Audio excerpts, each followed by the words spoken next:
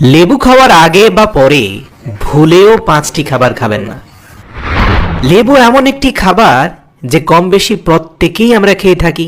আবার কেউ কেউ আছেন যারা নিয়ম করে প্রতিদিন লেবু পানি খাচ্ছেন। তো প্রিয় দর্শক, ঠান্ডা, কাশি, কফে অনেক উপকারী এই লেবু পানি খাওয়ার সাথে সাথে লেবুর সাথে মিশে এনজাইমগুলো সিস্টেমকে ব্যাহত করতে পারে এমন খাবার লেবুর সাথে খাবেন না। প্রিয় দর্শক, সর্বপ্রথম যে খাবারটি কথা বলবো সেটা হচ্ছে পেঁপে।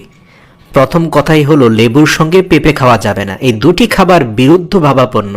লেবু এবং পেঁপে কতক্ষণের মধ্যে খাওয়া যাবে না? আপনি যদি লেবু অথবা পেঁপে খেয়ে থাকেন তাহলে এর ন্যূনতম 3 ঘন্টা আগে অথবা পরে আপনি পেঁপে খাবেন। যদি আগে লেবু খেয়ে থাকেন অথবা আগে যদি পেঁপে খেয়ে থাকেন তাহলে 3 ঘন্টা পরে লেবু খাবেন।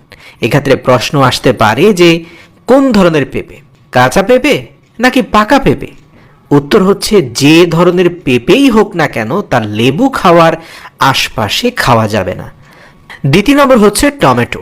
লেবুর সঙ্গে সবচেয়ে বেশি যে খাবারটা খাওয়া হয় সেটি হচ্ছে টমেটো। যখনই আমাদের দেশে কেউ সালাদ প্রস্তুত করেন তখন টমেটো সহ বিভিন্ন ধরনের কাঁচা সবজির সঙ্গে লেবু কিন্তু যুক্ত করে দেন।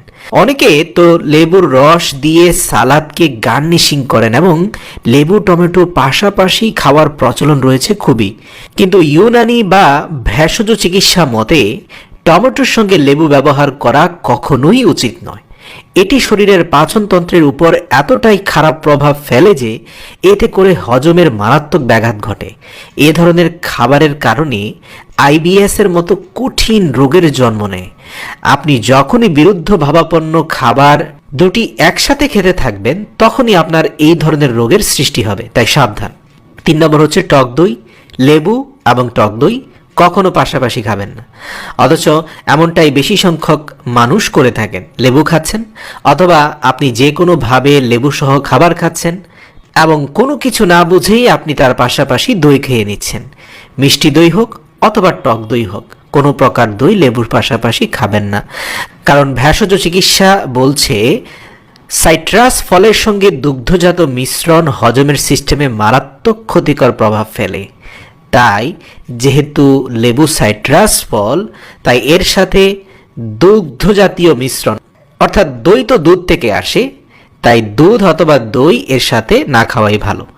4 নম্বর হচ্ছে দুধ। প্রিয় দর্শক, অনেকে বলতে পারে লেবু এবং দুধকে মিশিয়ে অনেকে আবার টক দই বানিয়ে থাকেন এবং সেটা খেলে কোনো ক্ষতি আছে কিনা।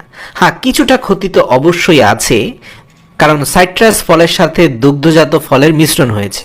তবে ব্যাপারটা এমন নয় যে এটা খেলেই আপনি অনেক মারাত্মক ক্ষতিগ্রস্ত হয়ে যাবেন। তবে কিছুটা পেট ব্যথা তৈরি হতে পারে, হজম এবং বিপাক প্রক্রিয়ায় বাধাগ্রস্ত হবে। যদি আপনার শরীরে অন্য কোনো রোগ থাকে তাহলে জটিলতা আরও বাড়তে পারে।